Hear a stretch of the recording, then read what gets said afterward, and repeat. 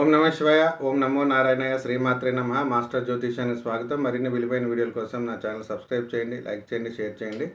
ఈరోజు చెప్పబోయే అంశము జాతకాన్ని శాసించేవాడు శని. నవగ్రహాల్లో రాజు సూర్యుడైతే శక్తివంతుడు రాహు.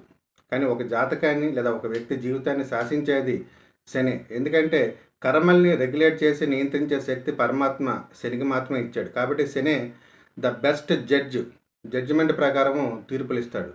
అయితే వ్యక్తిగత జాతకంలో శని దోషంగా ఉన్న, గోచారంలో లోపస్థానం లేదా దోషస్థానంలో ఉన్నప్పుడు తగిన పరిహారాలు చేయడంతో పాటు సత్ప్రవర్తన కలిగి ఉండడం, క్రమశిక్షణ కలిగి ఉండడం, అలాగే జీవితంలో ఎదుటివారికి సహాయపడే గుణం ఉండటం, ఇవన్నీ పాటించడం వల్ల శని మరింతగా యోగిస్తాడు. వీటికి విరుద్ధంగా ప్రవర్తించే వాళ్ళకి శని శిక్షకుడుగా మారుతాడు. కాబట్టి పరిహారాలతో పాటు సత్ప్రవర్తన కూడా ఉండడం ద్వారా శని